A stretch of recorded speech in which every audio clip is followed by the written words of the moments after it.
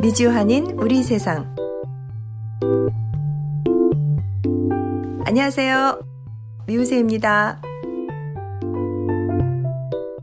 2024년 12월 4일 수요일 제411화 미주아닌 우리 세상 지금 시작합니다.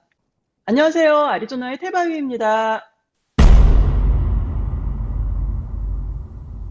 영화 서울의 봄을 방불케 하는 사상 초유의 사건이 바로 엊그제 12월 3일 대한민국 서울의 밤에 일어났습니다. 윤석열이 비상계엄을 선포한 거예요. 그러나 6시간 만에 또 계엄 해제가 되었는데요. 이 사태로 대한민국을 넘어 전 세계가 충격에 빠졌습니다. 아니, 이게 무슨 일입니까? 오늘은 이 사태에 대해 김진양 박사님 모시고 말씀 나눠보도록 하겠습니다. 김진양 박사님, 안녕하세요. 네, 안녕하세요. 반갑습니다. 김진양입니다. 예, 네, 반갑습니다. 반갑습니다. 다들 잘 아, 계셨나요? 네, 예, 그동안 잘 많이 지냈습니다. 놀랬습니다. 네, 저도 네. 놀랐습니다. 예, 아니, 김진양 박사님은 특히 한국에 계셔서 또 저희보다 더 많이 놀라셨을 텐데, 예, 아니, 정말 궁금한 게 도대체 왜 윤석열은 비상계엄을 선포한 거예요? 왜죠? 어, 미우새 시청하시고 구독하시는 분들은 다들 이미 아시겠지만, 어느 분이 이렇게 얘기하더라고요. 아주 상징적으로, 윤석열이 윤석열한 것이다. 조금 설명해 보면, 정치적으로 워낙 지금 엄청난 공경에 빠져 있지 않습니까? 뭐, 이루 헤아릴 수 없을 정도의 수많은 부정, 독직, 참으로 많은 입에 담을 수 없는 사건들까지 많죠. 최근에 명태균 게이트까지 덜쳐내면 덜쳐낼수록 이건 도무지 상상을 초월하죠. 이런 정치적 위기, 탄핵 국면으로 몰릴 수밖에 없는 상황. 이런 상황 속에서 본인이 돌파할 수 있는 유일한 방법은 비상계엄이라고 생각했겠죠. 즉, 군합발, 군대를 앞세워가지고 폭압적으로 다스려 보겠다라는 거 아니었겠습니까? 사실 이거 갑작스러운 게 아니고 오래전부터 차근차근 준비해 왔었죠. 소위 말하는 충암고 동문 출신들, 김용현 국방부 장관부터 예전에 기무사, 방첩사령부 같은 완전한 수방사까지 언제든지 군인들을 동원해서 무력으로 이 백주대낮에 21세기 민주주의의 상징인 대한민국에서 군합발로 국민들의 민주주의 목소리를 억압하겠다고 준비했던 겁니다. 그래서 그 날짜에 맞추어서 진짜 뜬금없죠. 모든 사람들이 충격받았던 것은 왜, 무엇 때문에 명분을 찾기가 아무것도 없어요. 오로지 개인의 정치적 위기를 돌파하기 위해서 민주주의에 대한 개념도 대한민국 민주주의 역사 전혀 모르는 한마디로 호커. 그래서 친위 쿠데타라고 이야기를 하죠. 이것이 이제 충격이죠. 민주주의가, 국민주권, 민주주의가 우리 대 상식인데, 그런 대한민국의 국민들을 상대로 폭력적으로 뭔가를 하면 무력으로 한번 해보겠다고 도발한 겁니다. 아직도 현재 진행형인데요. 내란죄에 해당됩니다. 절차도, 명분도, 방법론도 모두 민주주의의 근간을, 국채의 근간을 흔들었습니다. 아마도 오늘, 내일, 모레까지 가장 긴박한 상황들이 전개될 것 같은데요. 이한간에 민주주의를 믿는 우리들 입장에서는 초미의 관심을 가지고 잘 대처해야 되겠습니다. 어떻게든 국가를, 나라를 구해야 된다는 심정, 이런 부분들로 다들 지금 굉장히 긴장하고 있습니다. 이런 비상계엄이 선포된 게 대한민국 역사상 45년 만에 지금 처음인데요. 예, 아니, 이런 중대하고 이 엄청난 일을 도대체 누구와 결정을 한 건지, 설마 혼자서 결정을 했나? 좀 궁금해요. 예, 조금 설명을 드려보면, 그야말로 대한민국 국민들의 민주주의에 대한 인식, 의식 수준은 세계적 수준입니다. 가장 압도적인 민권 의식을 갖고 있습니다. 가장 못난 게 정치권이고 대통령의 수준인데요. 45년 만이라고 하죠. 진짜 암울했던 시절, 유신의 연장에 있었던 1979년 10월 26일, 11.6, 즉 박정희가 시해되었을 때 그 엄청난 국가 혼란의 시기에 정보가 엄청나게 독점되었던 시기에 신군부가 전두환, 노태우로 상징되어지는 신군부가 정치 권력을 찬탈하기 위해서 이후에 5.18까지 만들어내면서 국민들을 살상하면서까지 국가 권력을 폭압적으로 찬탈했던 그런 사고방식의 수준입니다. 벌써 45년이 됐지 않습니까? 80년 광주를 44년이 지난 이미 이런 생각을 한다는 것 자체가 어마어마한 폭력이죠. 그런데 윤석열은 제가 지금 윤석열 대통령을 이야기하지 않습니다. 저는 정치학자입니다. 정치학자. 왜 이 말씀을 드리느냐? 이미 대통령 윤석열은 정치적 정당성과 윤리적 도덕성을 버렸습니다. 민주주의를 부정했어요. 국민을 부정했어요. 이미 내란죄에 해당됩니다. 그렇기 때문에 저는 국민의 총의를 모은 대통령이라는 이름을 붙일 수가 없습니다. 윤석열로 지칭하겠습니다. 윤석열은 이미 집권하자마자 한마디로 국정 자체가 이거는 온전하지 않습니다. 수준 자체가 그랬기 때문에. 그래서 호시탐탐 폭압적인 정치 권력을 유지하기 위해서 이미 최초의 경호실장, 현재 국방부 장관이죠. 오늘 잘랐더라고요.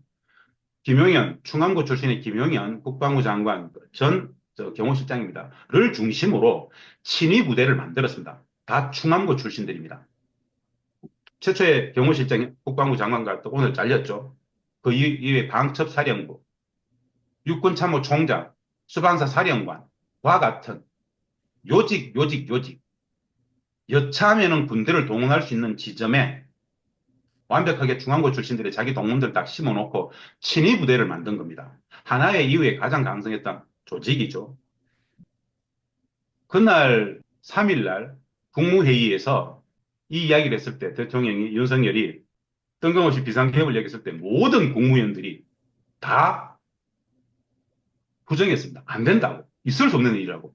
명분도 없다. 그럴 상황도 아니다. 비상계엄이라는 것은 전시, 사변과 같은 매우 특별한 상황입니다. 아주 평온한 상황에서 비상계엄을 꺼낸다는 것 자체가 말이 안 되지 않습니까? 그래서 한덕수 총리부터 많은 국무위원들은 반대했어요.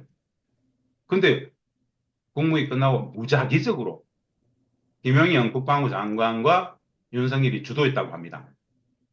이런 정도의 수준밖에 안 된다라는 게 대한민국의 비극인데요. 윤석열과 일부 군인들, 윤석열에게 충성하고 있는 사적 이해관계 속에서 충성하고 있는, 즉 국민도 없고 국가도 없고 정치도 없고 그런 집단들이 만든 폭거입니다. 폭거. 지금도 끝나지 않았습니다. 국회가 비상계엄 해제를 결의했고 권고해서 막았습니다만은 제2, 제3의 비상계엄을 계속 시도하려고 할 겁니다. 왜냐? 밀리면 자기가 죽는다고 생각합니다. 본인뿐 아니라 김건희 마찬가지겠죠. 내란죄 이건 말입니다. 비상계엄 이건 지금 내란죄에 해당됩니다. 법리적 요건이 하나도 안 맞아요. 그래서 헌법을 위반했던 위헌적 요소가 있습니다. 국기를 물러난 사건이에요. 그래서 내란죄는 대통령이라 하더라도 체포 수사해야 됩니다. 그만큼 엄중한 사건이에요. 본인도 알아요. 그래서 여기서 지금 밀리면은 자기가 죽는다는 걸 압니다. 그렇기 때문에 다시 포크 제2, 제3의 비상계엄이든 국지전이든 내란 외환과 관련된 여러 위기들을 만들려고 할 겁니다. 왜? 이미 온전한 상식적 인식을 하고 있지 않습니다. 오로지 개인 자신의 안위만 생각할 겁니다. 그런 측면에서 계속 얼러트하고 주의하면서 오늘 내일 모레 계속 국민들은 광장에서 윤석열 반대, 윤석열 퇴진, 윤석열 하야, 윤석열 내란죄 기소, 체포를 계속 윤석열 구속하라라는 구호들을 광장에서 외칠 것 같습니다. 네, 국민의힘 의원들이 탄핵 해제 요청에는 일부가 찬성했지만 지금 네, 오늘 보니까 탄핵에는 또 반대한다고 다 그러거든요. 그러면 탄핵은 못하고 직무정지도 못 시키니까 윤석열은 계속 뭔가 할 수가 있는 거죠. 제가 오늘 그 뉴스를 보고 페이스북에 썼습니다. 어떻게 썼는가? 한동훈과 친한계 의원 18, 19명이 그날 새벽에 어떻게든 국회 들어가서 비상계엄 해제에는 참여했습니다. 지금 국민의힘은 친윤, 추경호로 상징되는 이 메이저 그룹과 친한계가 지금 거의 딴 집안인데 한 집안으로 있습니다. 어제 수습하면서 윤석열, 그리고 한덕수 국무총리, 추경호 원내대표, 그리고 한동훈 대표 회동을 했습니다. 그 결과가 뭐냐? 방금 말씀하신 대로 한동훈이 나와서 이야기를 했죠. 정권 재창출을 목적으로 정권을 재창출해야 되기 때문에 대통령 탄핵까지는 가서는 안 된다. 대통령을 지켜주겠다는 뜻이에요. 정권 재창출을 위해서 탄핵은 막겠다라고 이야기한 겁니다. 제가 이렇게 썼습니다. 국가의 존재인은 국민이다. 정치의 목적도 국민이다. 정당의 존재 이유도 국민행복 국민이다. 정권도 정치 권력도 국민에서 존재한다. 그런데 이미 반민주, 반국민의 폭압을 저지른 그 대통령 중심으로 정권을 재창출하기 위해서, 즉 사익적 정권을 재창출하기 위해서 반민주, 반국민의 폭거의 상징인 대통령을 지키겠다? 이미 국힘은 원래 그랬다. 그들에게 애초 국민은 없었다. 민주주의도 없었다. 국가도 정치도 정당도 정권도 사익적 이익을 추구하기 위한 수단과 도구였다. 애초부터 그들을 기대할 수 없었다라는 기본입니다. 이제 그렇다라면 200석을 못 채운 상황이 올 수 있겠죠. 그렇다라면 지금 내일까지 국회에서 야5당이 다섯 야당이 똘똘 뭉치고, 그럼에도 불구하고 국힘의 일부 의원들이라도 설득설득해서 탄핵을 결의할 수 있도록 계속 작업하는 것, 그리고 국민들이 광장에서 엄중한 민주주의의 기본 원리로서 국힘을 압박하는 것, 국힘 의원들한테 계속 전화해서 항의하는 것, 이런 과정을 통해서 반드시 탄핵을 의결할 수 있도록, 200석입니다. 탄핵을 의결할 수 있도록 몇 석이 부족합니다. 국힘의 일부만 와도 됩니다. 그것에 호소해서 탄핵을 결의해야 대통령 직무정지를 시킬 수 있습니다. 만약에 말입니다. 이런 상황에도 불구하고 국회가 어제 탄핵소추를 냈고 발의를 했고 내일 48시간 안에 이제 탄핵을 의결해야 되는데요. 내일 만약에 탄핵이 안 된다, 탄핵 의결이 안 된다 그러면은 그 후폭풍은 거의 국가가 지금 대통령 탄핵에 찬성한 사람들이 국민들의 72%, 73%입니다. 반대가 한 18% 나오고요. 모르겠다가 있는데 이런 상황에서 안 된다 그러면은 이후는 윤석열 입장에서는 어마어마한 재반격을 할 겁니다. 국회를 다시 접수하려고 할 거예요. 첫날은 아주 허접하겠습니다. 둘째 날은 예비검속부터 하면서 장악하려고 하지 않겠는가. 그러면은 이 상황을 제가 가장 걱정하는 것은 말입니다. 이 상황이 어떤 상황이냐. 전 세계적인 전쟁적 위기하고 맞물려 있습니다. 미국에 계시니까 미국의 네오콘들 입장에서는 우크라이나 러브 전쟁, 그리고 가자의 중동 전쟁, 확대일로죠, 지금. 확대일로. 트럼프가 취임하기 전에 전쟁적 국면을 전 세계적으로 확산시키고 싶어 합니다. 조지아에서도 엄청난 시위들을 계속하고 있죠. 조만간 아마 총알이 틀 것 같아요. 한국의 상황 어떻습니까? 대통령이 저렇게 미쳐가지고 비상계엄을 선포했습니다. 즉, 군합발을 국민들 위해 억압하겠다는 것이죠. 탄핵 의결이 안 되면은 대놓고 제2제사 비상계엄을 선포하면서 국회를 장악하고 그야말로 1980 이전에 군인 정치 시대로 군인이 정치, 행정, 사법 전체를, 그럼 어떻게 될 것 같습니까? 내란이 발생하겠죠. 어마어마한 소용돌이 생길 겁니다. 반드시 오늘 내일 민의를 모아서 대통령 직무정지를 시킬 수 있도록 탄핵을 의결해야 됩니다. 국힘이 여기에 참여하지 않는다. 그러면 내란 동조죄로, 내란에 동조한 것으로 간주하고 하나의 큰 분수령으로 만들어야 됩니다. 저는 그렇게 지금 생각하고 있습니다. 그만큼 엄중한 상황이다라고 보면 되겠습니다. 네, 저희들은 어제 미국이니까 아침에 출근해서 이렇게 TV를 트니까 윤석열이 계엄을 발표하는 거 보고 엄청나게 많은 참 혼란에 빠졌다가 퇴근할 때쯤 돼서는 이제 해제가 되고 윤석열이 그 해제 요구를 받아들일 때 참 저 바보 같은 놈이다라고 쓴웃음을 짓고 이제 우리는 퇴근한 거예요. 그래서 일부 사람들은 야, 뭐 이렇게 바보 같은 짓을 했지 제가 했는데 오늘 쭉 의원들 뭐 또 많은 국민들 기자들의 보도를 보니까 바보가 아니었더라고요. 엄청나게 철저하게 계획을 세웠는데 다행히 민주당을 비롯한 야권 의원들이 이것을 미리 알고 아주 준비를 했더구만요. 우원식 국회의장도 체포를 안 당하기 위해서 뭐 여기저기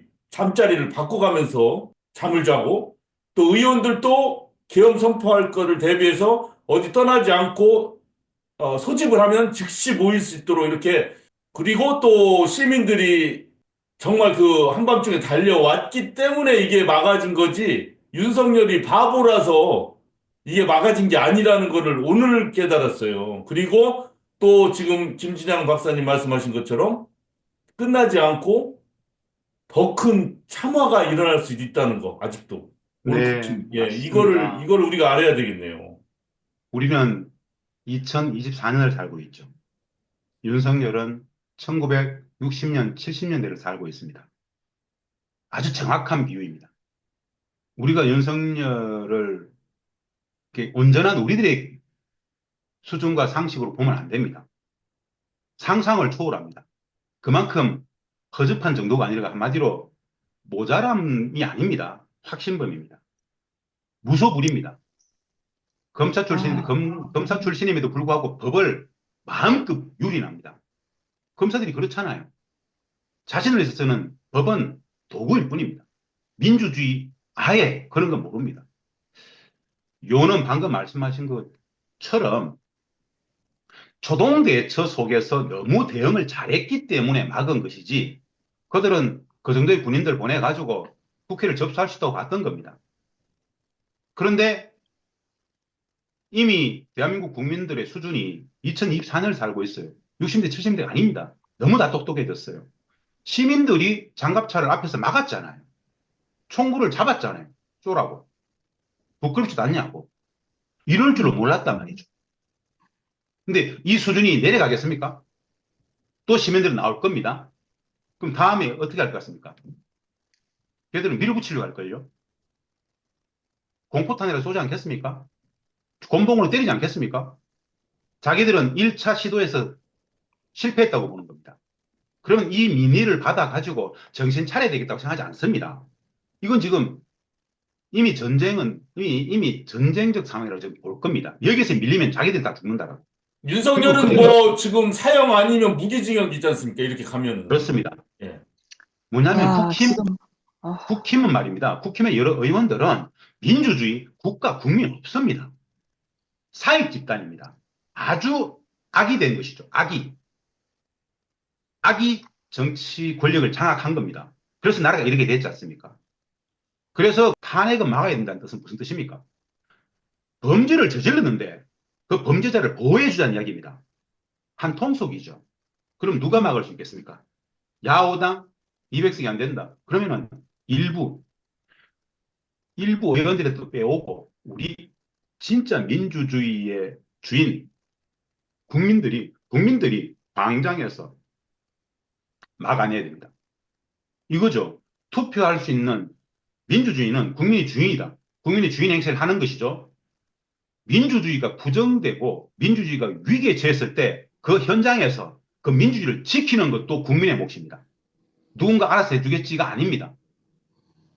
그게 참 민주주의 국민 아니겠습니까? 그래서 광장에서 이 존엄 높은 5천만 국민들의 그 인간의 존엄성을 윤석열에게, 국힘에게, 헌법재판소의 모든 그 재판관들한테 보여주는 것이죠. 그래야만 국회에서 탄핵수 의결을 하고 헌법재판소 넘겨가지고 탄핵 인용을 할 수 있도록 국민의 명확한 뜻을 보여주는 것. 그것이 유일한 힘이다. 아니고서는 시간을 주면 다시 말도 안 되는 뉴스들, 말도 안 되는 여론들을 만들어가지고 다시 윤석열 중심의 체제를 계속 가져가려고 할 것입니다. 정광석화처럼 국민적 힘을 좀 모아야 된다. 이런 정도의 말씀을 드리고 싶습니다. 김 박사님, 예, 잘 들었습니다. 이승만이 그 대통령이 쫓겨날 때, 그때 역사를 제가 잘 못 배워가지고 여쭤보는데요. 그때 탄핵이 이 돼서 쫓겨난 겁니까? 그냥 쫓겨난 겁니까? 결론적으로 말씀드리면 국민들로부터 이미 탄핵이 된 거잖아요. 탄핵적 네. 절차를 거치게 한 거예요. 내려오라, 하야하라. 탄핵이라는 절차 자체가 없었습니다. 하야하라, 너 물러나라 그랬었어요. 어떻게 물러났습니까? 결정적으로 물러난 것은 이승만을 실질적으로 대통령으로 만들었던 미국이 너 더 이상 안 되겠다, 내려와라 해서 당시에 주한 미 대사가 찾아가가지고 그만둬야 되겠다라고 이야기해서 거기서 그만두고 자기가 하야하겠다고 하야 성명을 발표한 것이죠. 이런 법적 탄핵의 절차가 있었던 게 아니고요.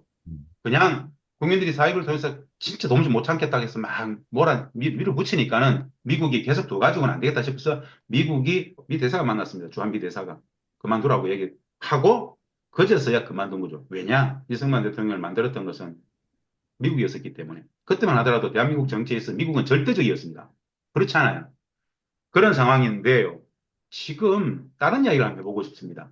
트럼프는 당선이 됐고 이제 1월 20일 취임이 됩니다. 바이든을 지금 포위하고 있는 수많은 네오콘들, MIC 군산복합체들, 딥스테이트 내지는 시오니스트 그룹들, 이들 입장에서는 지금 한국의 이 상황이 매우 반가울 겁니다. 매우 반가울 겁니다. 갑자기 호재라고 생각하겠네요. 호재라고. 호재가 네. 갑자기 나타났다. 어. 지금 방글라데시, 필리핀, 조지아 많은 곳에서 분쟁들을 만들어내고 있습니다. 그 분쟁에 개입하면서 전쟁 유기를 확산시키고 있습니다. 그 모든 것은 MIC 군수산업들한테는 어마어마한 시장입니다. 사실은 그렇게만 볼 거예요.